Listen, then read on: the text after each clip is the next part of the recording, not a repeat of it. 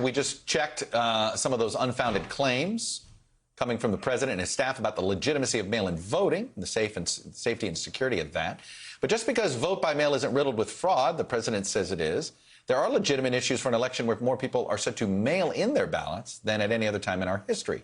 A vote-by-mail election will rest on the efficiency of the U.S. Postal Service.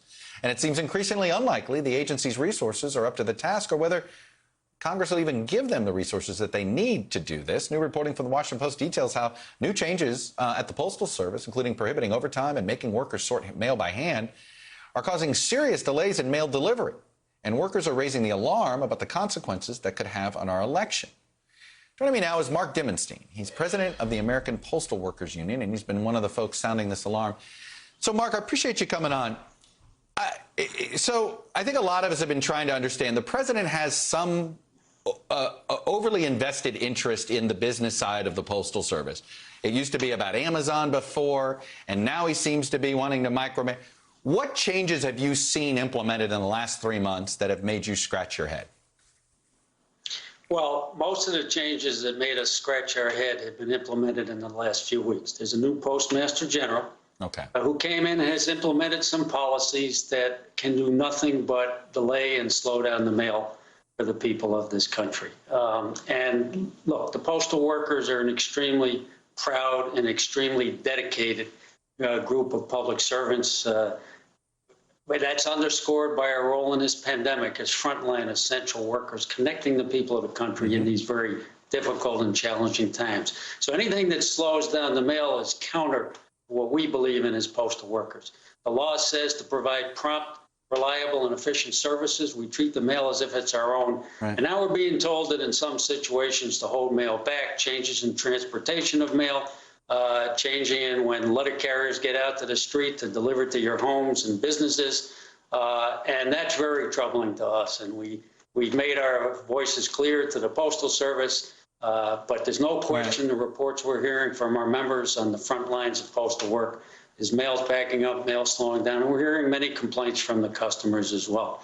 This is a wonderful agency that people support, 91% approval rating, full trust. And the people are going to speak and make sure that it's still there for them. But most of the changes have been in the last few weeks. The hostility coming from this administration has been ongoing for the last period of time. Right. Is this some what I'm trying to figure out here, do you understand what they're trying to do? By slowing down the mail, are they hoping to goad Amazon into paying more, goad FedEx? I'm trying to figure do you have an idea of the motive behind putting in new inefficiencies? Like that's the part of this. And is it really provide cost savings? Well, it's interesting. It's not called the United States Postal Business. That's done for a reason. It's called the United States Postal Service, and the new PMG comes out of the business community. He needs to learn that and understand that quickly. So this is not just business decisions. This is about universal service, a small d democratic right of the people. We go everywhere, no matter who we are, where we live, from the most remote rural outposts to the urban centers, and that's the way it should be. And obviously, that's not a normal business model. So the idea of cost savings is just a cover that's going to lead to undermining services and delaying services. The question of why, who knows, except it's fair to say that this administration has a written plan and proposal to privatize, i.e. sell the public post office to private corporations. And we would lose our right as a people to something that belongs to all of us and that service that belongs to all of us. So our concerns are that some of what's going on could be an effort to carry out that agenda. The administration has also said through a postal task force, we want to reduce service, we want to raise prices, which is going to hurt every consumer in this country, and we want to cut workers' rights and benefits, which will hurt the workers, our families, and our communities. Let me ask you this. If you were a voter voting by mail, in 2 months and you're not able, it seems to me you're trying to sound the alarm. You're hoping you can get these policies changed by going public with it.